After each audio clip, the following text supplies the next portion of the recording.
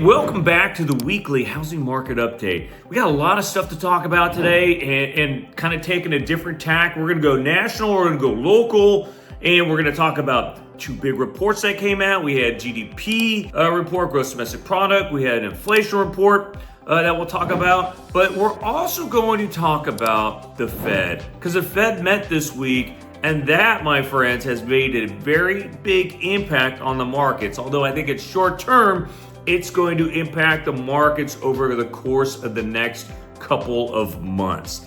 And we're going to go deep dive. We're going to talk about national new home sales. We're going to talk about local new home sales. So very important information for you. Please stay tuned. And then the follow-on video, we're going to talk about some changes to Fannie Mae and Freddie Mac. They are the government service entities. They run basically all the conventional, they put out the conventional lending guidelines. Some big changes that are going to happen on August 3rd. We'll get into that certainly in the next video.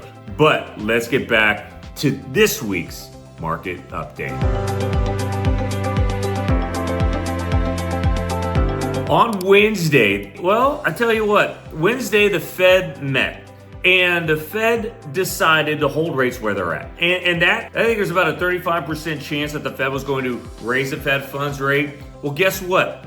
There was not unanimous decision to keep rates where they're at. Actually, three people, which is probably the largest dissent that we have seen in years, three members of the Fed, they voted against keeping rates the same. They wanted a rate hike. That is a big delta. Typically, they're lockstep. We might get one, but we had three this time, which shows that there is some concern amongst members of the Fed on where the economy is going.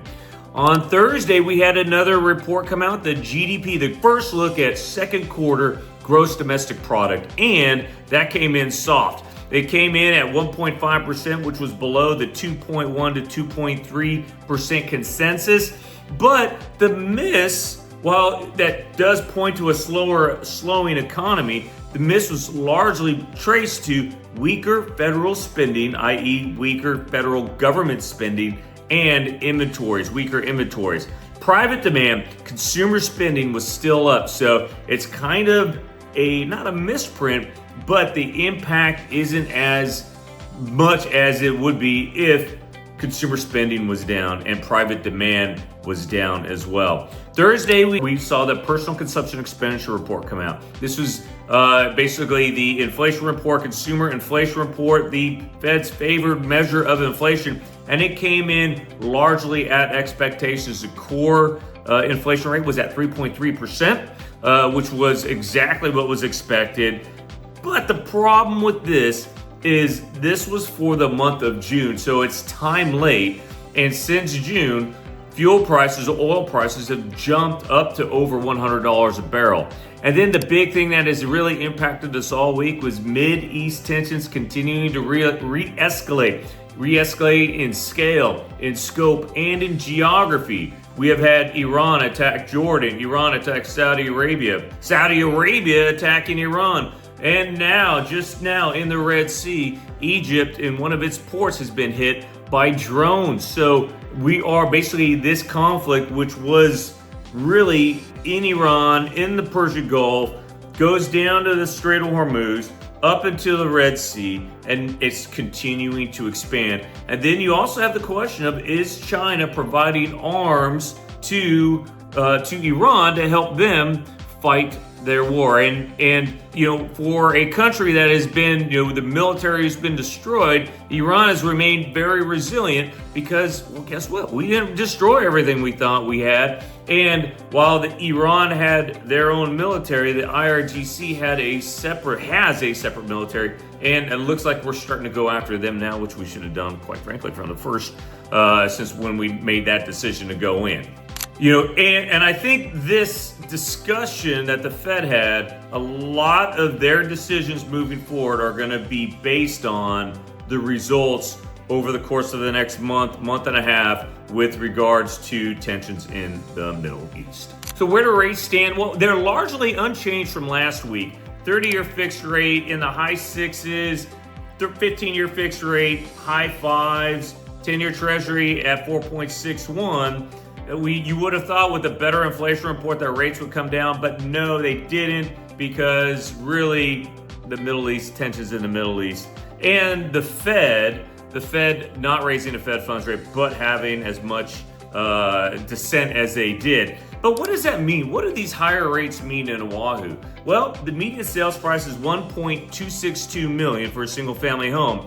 So every quarter point drop or rise in interest rates changes the payment on a median size, on a $1.2 million home by between $185 to $200 a month. So rates holding where they did this week, that's actually a good thing for affordability. They didn't go up. They very easily could have. We get rates to drop a little more, we will see a little more affordability. We'll see a little more action, certainly in the single family home range, but also in the condo range as well. And if you're a buyer or looking to buy, you need to know, all right, if you get pre-approved now, the payment that you're gonna make that'll be the highest payment you're gonna have.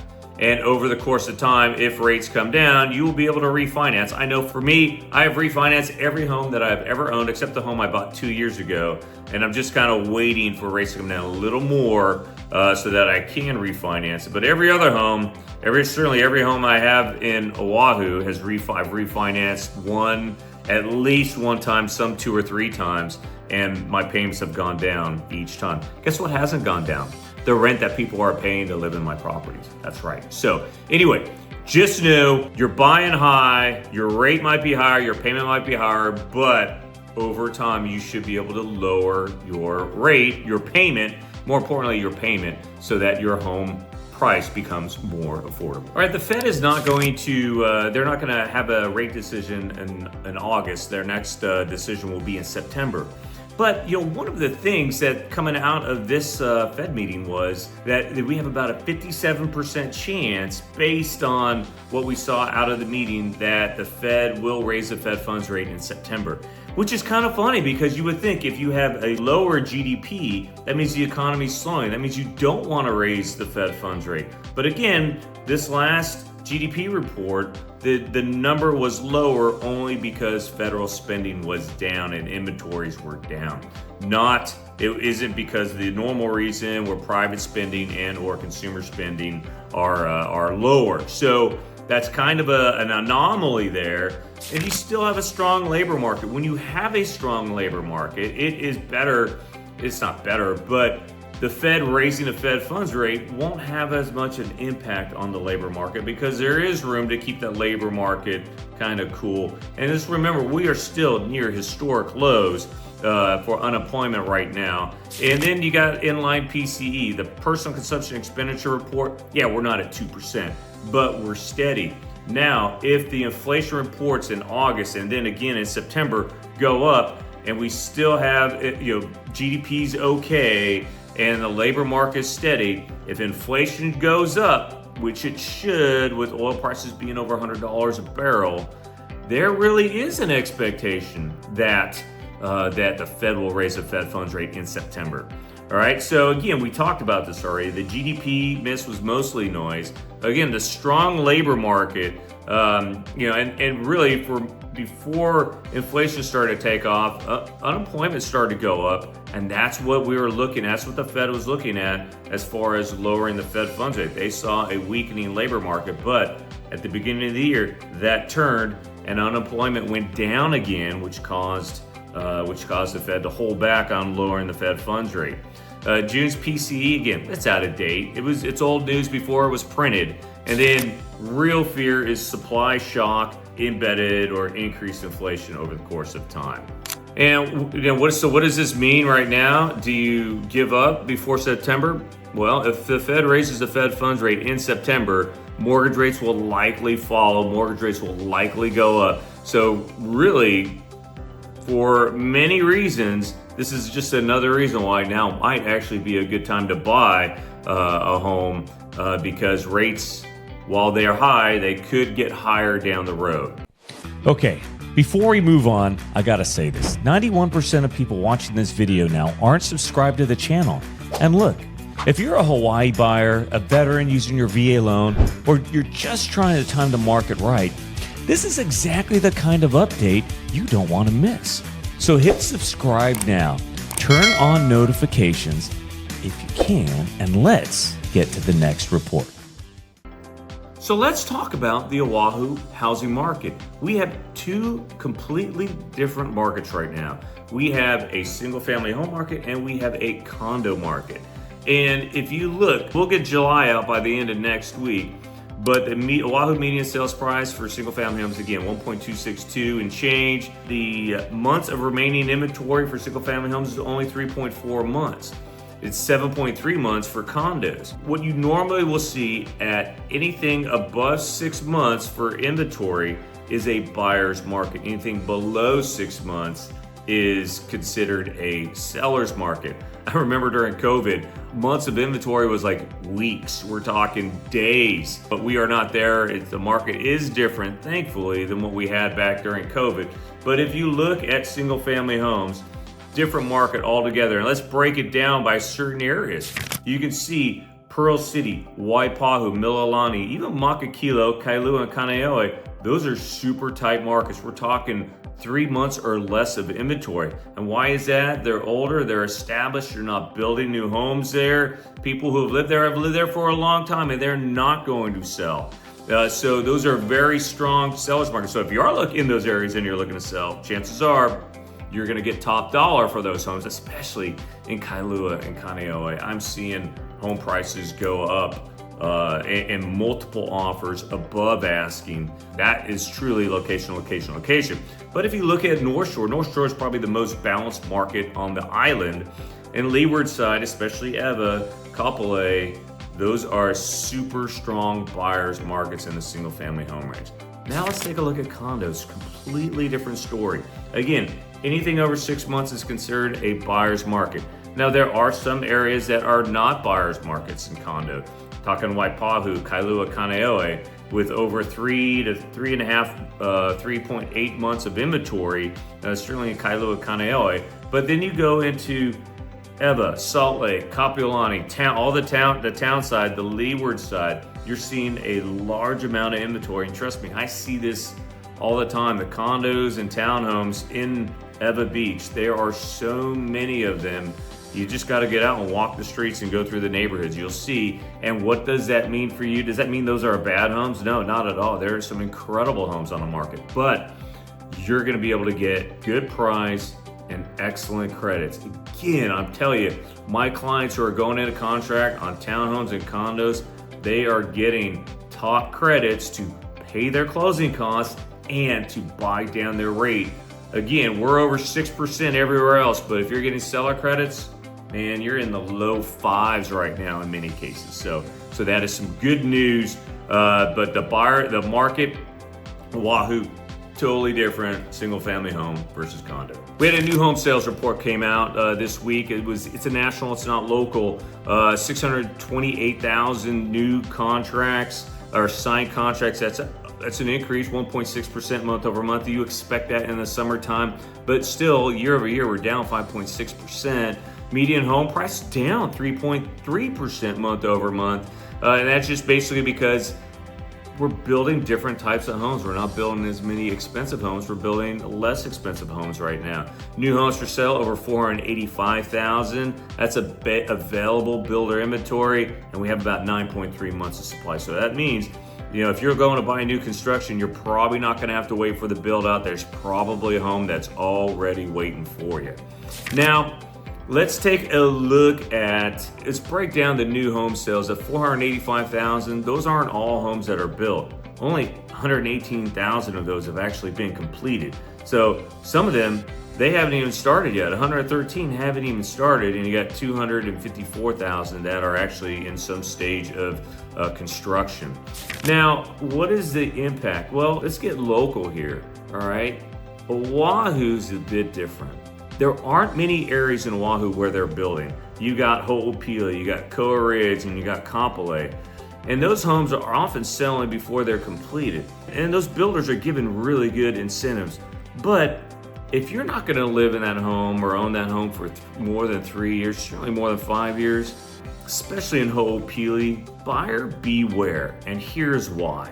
I am not saying that new homes in Ho'opili or any other neighborhood aren't a great idea. I bought new construction, but it was a smaller neighborhood. It was a different market. In Ho'opili, they're building about 12,000 homes, and really only 3,000 of them are done. So you got 9,000 more homes that are gonna get built in that area. I mean, indeed, we're building an entire, D.R. Horton is building an entire community. If you're not holding that home long term, when you go to sell that home, not only are you competing with other owners who are selling their homes, you are competing with a builder that is building brand new homes with better incentives, and it makes it more difficult over time for you, or over a shorter period of time, I'm talking 3 to 5 years, more difficult for you to actually make money when that person looking to buy a home looks at your home's been lived in, maybe a beautiful home,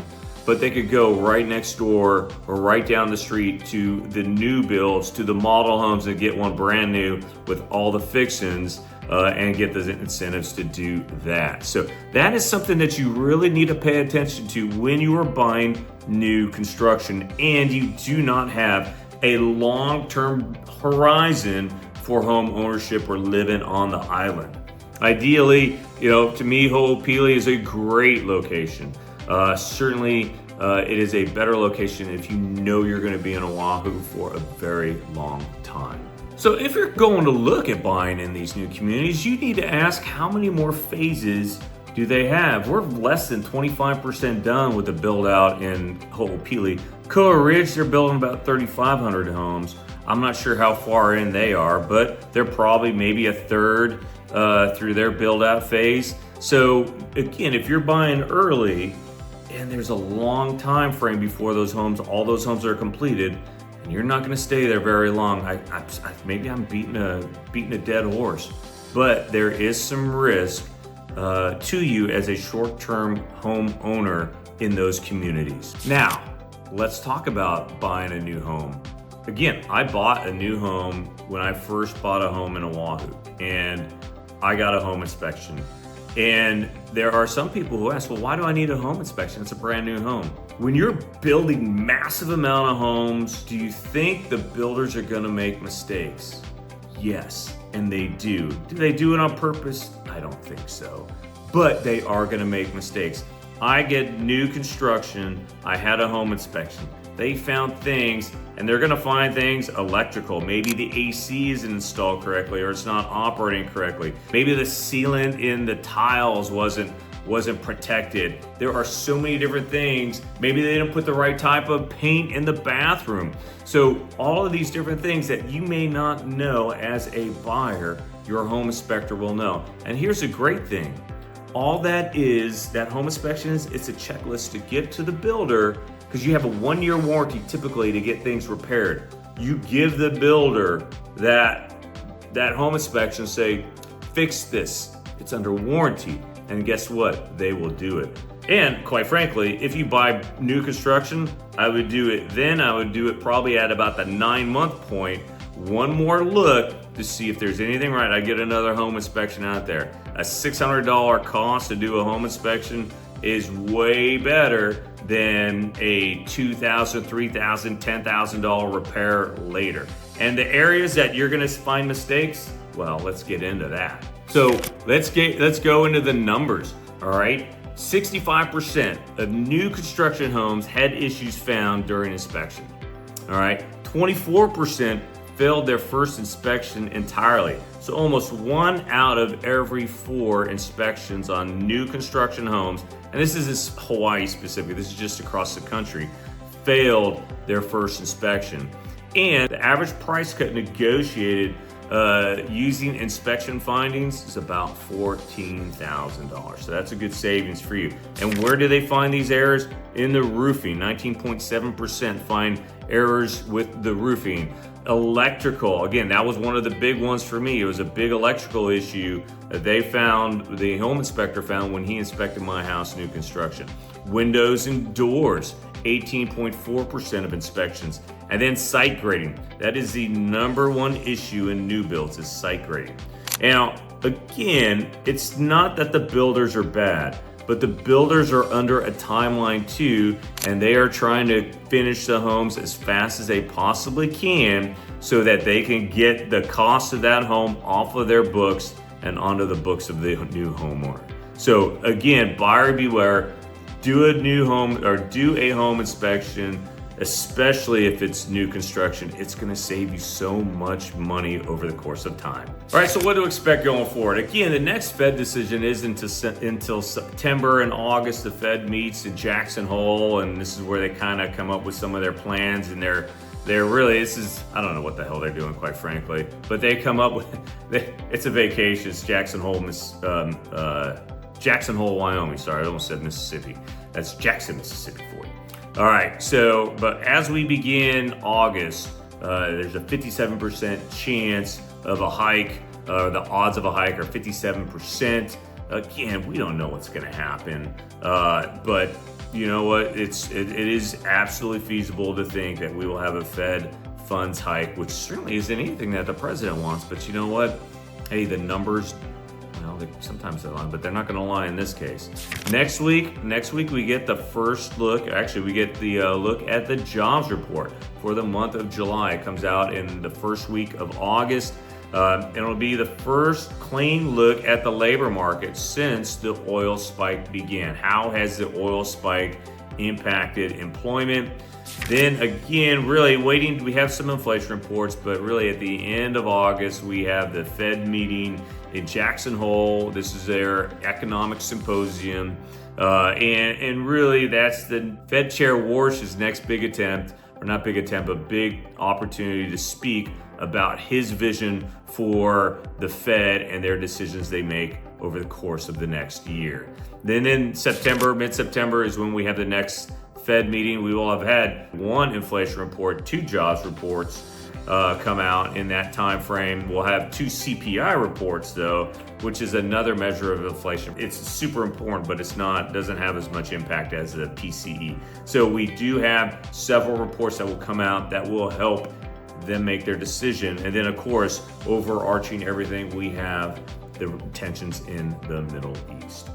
The bottom line for folks as I end this is, hey, homeowners, if you're a single family home, you're in those areas where the inventory is less than 3 months, man, I tell you what, this is a good opportunity for you to find out, what you can sell your home for. What can I get? You're probably gonna get top dollar, but I would personally, and I've been saying this for a while, until rates get down on the fives, I wouldn't sell if I don't have to.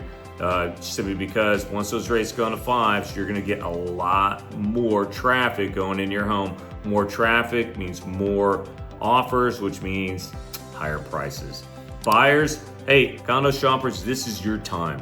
Condo shoppers, you're going to get credits. You're going to be able to buy down your rate. You're going to be able to come into your home with little to no money out of pocket. It's a great opportunity for condo shoppers across the island. Even my one buyer in Kaneohe who is buying a condo, locked her in at 5.25, no money out of pocket on a 5/1 on adjustable rate mortgage. She's killing it. She's like 24 years old. So good for her. The opportunities out there if you're a condo buyer. Single family home really depends on the area you're looking. And then realtors, you can't, I don't want to say ditch the island pitch, but again, go deep.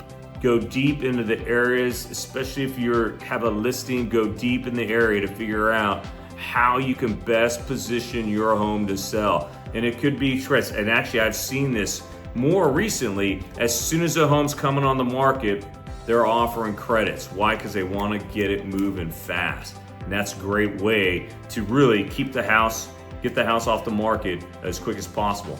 Just no questions asked, no waiting around, no beating around the bush.